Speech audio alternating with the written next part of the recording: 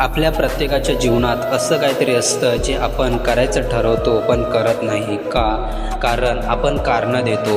वेळ नाही आहे, परिस्थिती नाही आहे, लोक साथ देत नाही आहेत, मी अजून तयार नाही आहेत. ही सगळी कारणं आपल्याला मागे खेचणारी अदृश्य साखळी आहेत आणि ही साखळी तोडायला श्रीकृष्णाचा संदेश आजही तितकाच जिवंत आहे.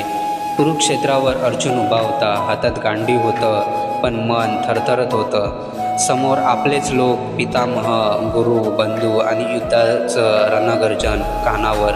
अर्जुन म्हणाला, मला हे जमणार नाही आहे, मी लढू शकत नाही आहे. तीच ती पहिली कारण देणारी क्षणभराची कमजोरी.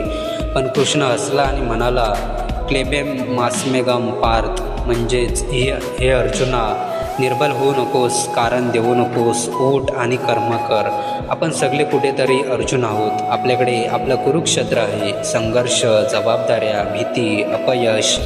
पण फरक एवढाच, काही लोक लढतात, काही लोक कारणं देतात. जीवनात कारण देणारे लोक कायम परिस्थितीवर बोट ठेवतात आणि कारणं न देणारे लोक परिस्थिती बदलून दाखवतात. भगवद्गीतेचा सारांश एका वाक्यात आहे, कर्मण्येवाधिकार रस्ते मा फलेषु कदाचन. कृष्ण म्हणतो, तू फलावर लक्ष ठेवू नकोस, पण तुझं कर्तव्य मनापासून कर. म्हणजेच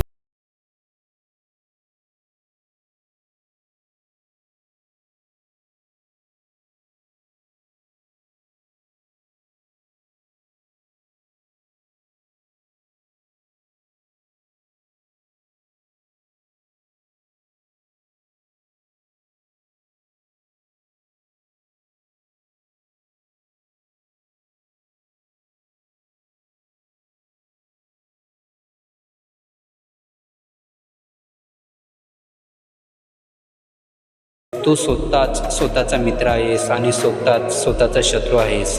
कृष्ण कधीच म्हणाला नाही की जीवन सोपं असेल. तो म्हणाला, लढ, कारण लढाईच आपल्याला घडवते. प्रत्येक वेळेस जेव्हा आपण कारणं देतो तेव्हा आपण एक संधी गमावतो.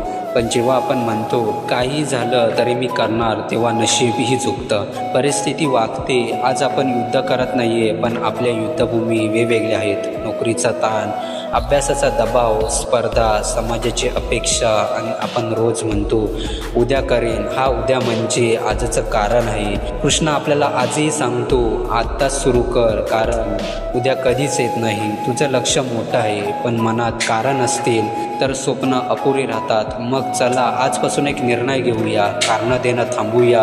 काय मिळेल हे न बघता काय करायचं आहे यावर लक्ष देऊया. कारण श्रीकृष्ण म्हणतो, नियतम कुरु कर्म तत्मम, म्हणजेच तुझं काम कर, बाकी मी पाहतो. कर्म करणाऱ्याला श्रीकृष्ण साथ देतो आणि कारण देणाऱ्याला काल थांबवत नाही. तू अर्जुन आहेस, तुझ्यात ती शक्ती हवी, पण त्या शक्तीला जागं करायचं असेल तर पहिलं पाऊल घ्यावं लागेल. कारणं देणं थांबव.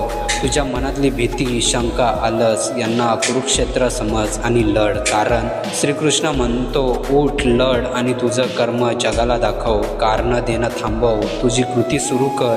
कारण प्रत्येक वेळी तू पाऊल टाकशील तिथे श्रीकृष्ण तुझ्यासोबत उभा असेल.